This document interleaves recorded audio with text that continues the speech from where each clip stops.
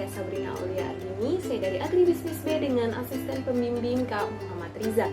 Pada kesempatan kali ini, saya akan melakukan praktikum yaitu acara 4 mengenai macam bahan pakan dan dasar pemberian pakan. Nah, untuk video kali ini akan memuat beberapa bagian.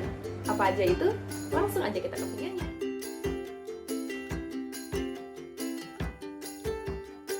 Nah, kita menuju ke bagian pertama, yaitu klasifikasi bahan pakan. Nah, klasifikasi bahan pakan ini dibagi menjadi 8 kelas.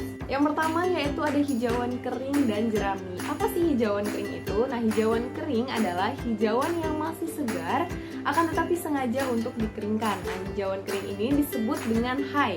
Nah, hay ini memiliki kadar air 20-30% saja. Nah, contoh dari hay ini yaitu ada hay rumput lapangan, hay leguminosa, dan hay daun jagung. Nah, selanjutnya yaitu jerami. Nah, jerami ini adalah sisa dari hasil tanaman panen yang masih bisa digunakan untuk ternak. Nah, contohnya yaitu ada jerami padi, jerami daun jagung, dan jerami kacang-kacangan. Nah, untuk jerami sendiri biasanya diolah terlebih dahulu supaya mendapatkan nutrisi yang dibutuhkan untuk ternak. Nah, yang kedua yaitu ada hijauan segar. Nah, berbeda dengan jerami tadi, hijauan segar ini sengaja untuk dipanen dan kemudian diberikan kepada ternak. Nah, hijauan segar ini memiliki kadar air 65%. Nah, kemudian contoh hijauan segar ini yaitu hijauan rumput lapangan, hijauan padi, hijauan daun jagung, dan berbagai jenis leguminosa seperti lam toro dan gamal. Nah, yang ketiga ini adalah silase. Silase adalah bahan pakan ternak atau hijauan segar yang diawetkan dengan metode fermentasi dalam keadaan anaerob dan asam.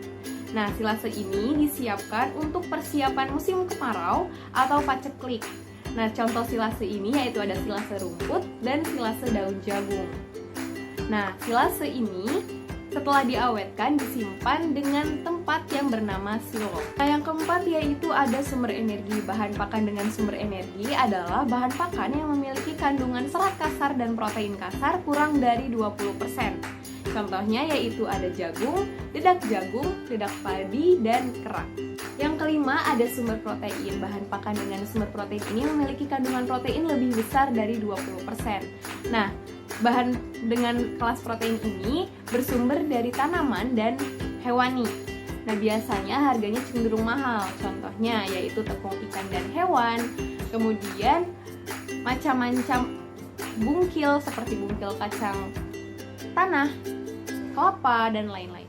Selanjutnya yaitu ada sumber mineral. Nah, sumber mineral ini adalah bahan pakan yang memiliki kandungan mineral yang banyak, baik mikro maupun makro. Nah, contoh yang mikro yaitu ferrum, zinc, dan mangan. Nah, yang makro atau yang sering dan paling dibutuhkan oleh tubuh yaitu ada kalsium, fosfor, natrium, kalium, dan magnesium. Nah, contohnya untuk yang mineral yaitu tepung tulang dan zeolit. Nah, selanjutnya yaitu ada sumber vitamin. Sumber vitamin ini adalah bahan makanan yang memiliki vitamin lebih dari satu, seperti ADEK yang terdapat pada minyak ikan. Nah, contoh lainnya yaitu Vitacik dan Vitabro. Nah, yang terakhir yaitu feed additive atau tambahan makanan. Nah, ini ditujukan untuk meningkatkan kesehatan ternak, sehingga diberikan sedikit saja pada pakan ternak. Contohnya yaitu pemberian hormon, antibiotik, dan obat-obatan. Kita menuju ke bagian selanjutnya yaitu fungsi nutrien terhadap unggas. Nah, sebelum itu kita harus mengenal dulu nih ransum. Ransum adalah campuran makanan yang memiliki kandungan lengkap sesuai dengan kebutuhan unggas. Nah, energi pada ransum unggas sering disebut sebagai true metabolizable energy. Sedangkan protein adalah unsur pokok dari alat tubuh unggas dan juga jaringan lunak pada tubuh unggas. Lalu, apa hubungan ransum, energi, dan protein? Tentunya ketiga ini sangat berkaitan erat. Karena apa? Karena ini dapat menentukan pertumbuhan dan perkembangan suatu unggas. Nah, ini juga dapat menentukan produksi daging dan telur untuk unggas. Sehingga jika nutriennya terpenuhi dengan baik, maka pertumbuhan dan perkembangan unggas akan baik pula.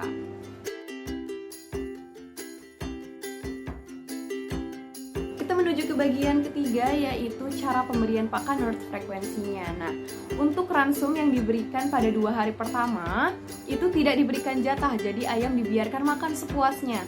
Nah, untuk anak ayam biasanya dijatah 5 kali dalam sehari. Nah, semakin tua ayam, pembatasan ransumnya akan semakin dibatasi atau semakin dijatah, jadi hingga 2-3 kali sehari. Nah, untuk 2 kali sehari, itu berada di jam 6 pagi dan 6 sore. Nah, untuk yang 3 kali yaitu 6 pagi, 12 siang, dan 6 sore. Pemberian pakan harus dilakukan secara serentak karena jika tidak, ayam jantan akan makan terlebih dahulu sampai kenyang, kemudian baru yang betina yang makan. Nah, tentunya ini akan menimbulkan ketidakseragaman berat pada ayam.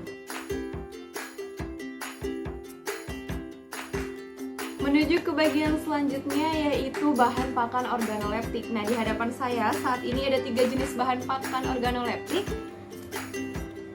Dan nanti saya akan menunjukkan detailnya seperti apa.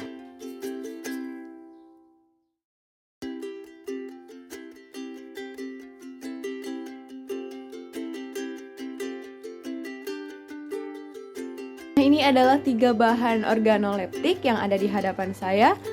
Ada pelet ayam, ada makanan burung parkit, biji-bijian, dan ada beras merah. Pertama ini ada pelet ayam. Pelet ayam berwarna coklat muda dengan bentuk seperti ini, seperti tabung pada kedua sisinya. Nah, kemudian untuk baunya sendiri berbau tengik seperti layaknya pakan ayam. Selanjutnya ada biji-bijian yang biasa dimakan oleh burung parkit. Bentuknya seperti ini, seperti biji cabai, akan tetapi lebih besar dan berwarna kuning keemasan. Nah, kemudian untuk baunya sendiri agak sedikit apek tapi tidak sangat parah. Selanjutnya ini ada beras merah. Beras merah ini tentunya berwarna merah ati ya, berwarna merah. Nah, kemudian bentuknya silinder. Dan baunya seperti beras pada umumnya, agak apek tapi tidak parah. Nah, untuk beras merah pada unggas yang biasa dimakan ayam tentunya berbeda dengan beras merah yang biasa dimakan untuk manusia.